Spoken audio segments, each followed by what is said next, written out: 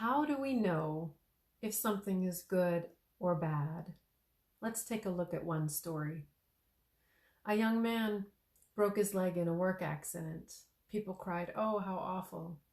And the father said, "Well, we'll see." While the young man was learning to adapt to his new ability, the government initiated a wartime draft. Well, he was disqualified.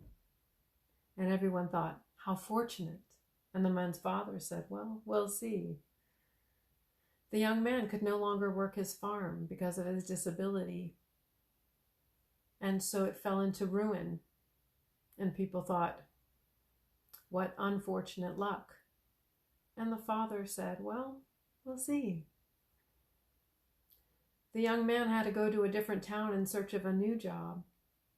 And there he met the woman who would become his wife. "What wonderful luck." And the father said, "We'll see." And the story goes on. So it's clear, while we might think something is good or bad, we really don't understand all of the context of the big picture.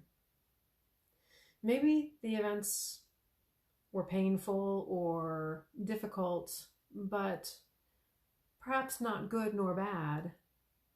Our understanding of the now, of what we have here before us, is very limited. It's limited to our sphere. We don't know the future, and we don't even know most of what's going on beside us, outside of our sphere. So how can we possibly judge an event as good or bad? We definitely need to realize good versus evil, but that's a different idea. That's a different story outside of the scope of whether we judge events as being good or bad. I read a book on Ignatian spirituality many years ago, and one of the points that stood out for me was to strive to not react emotionally at all, with emotional judgments at all, to events. We see this as parents. Many of us hold back our judgments or our emotional responses in that moment or in the height of an event so that we can react at a critical time with calm. Parents know that if they react emotionally or with shock when a child gets hurt, the child will learn that behavior. If it's encouraged, they might even build a pattern of behavior where they make situations out to be more than they really are throughout their life. We can see in our young culture today an unbalanced anger over situations, blowing things out of proportion. So how should we react to events and situations? There are so many things that could happen: a flat tire, an unplanned pregnancy, loss of job, stock market crash, a pandemic, and any number of global catastrophes.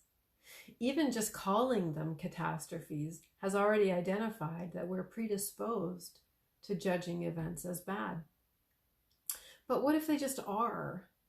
What if we just take them at face value? I mean, why do bad things happen to good people? Why do young people suffer undeserved diseases? Even to ask why is to presume judgment. Separating the judgment of the event from our responsibility to serve those in need is a really important distinction that we have to make. Absolutely, we should serve. And when we serve, we should do so with compassion, but not with exaggerated emotion. As parents often do, we need to take situations in stride and address them as well as we can, but keeping an even keel. We do this best when we pray consistently and through quiet contemplation. Here are a couple of other situations. A young woman got pregnant outside of marriage. She tentatively called her close relatives to share the news. Most of them shouted, "How unfortunate," while only one focused on the positive, even though it happened to be inconvenient. Another young woman was having difficulties that led her to threaten to take her own life. While she was in an observation facility, She was among others who had struggles that far surpassed hers. She found herself listening with great compassion to their stories and wanting to find ways to help them. So were these situations good or bad? Now, one certainly cannot diminish the tragedy of a young life being snuffed out by any type of illness or event. The suffering of a parent who has given of themselves to care for and raise a child from conception, doing their best to bring that child to a healthy and balanced adulthood, it simply can't be grasped. I don't know how I would face in that losing of a child. Would I retain my sanity? Would I stay balanced? But we have to strive to be balanced, to live a balanced life, to refrain from judging events as much as we can, to embrace that ultimate truth that no matter our successes or our struggles or our failures, we need to recognize that our experiences are such a small piece of a far larger story. Jesus has destroyed death, and that is the final word. There will come a time where there is no more pain, no more tears, no more suffering. The unexpected events of our life remind us that we need to take time to pray, to rest in God, to be restored by His presence. It's crucial to our ability to walk confidently and compassionately through life on an even keel.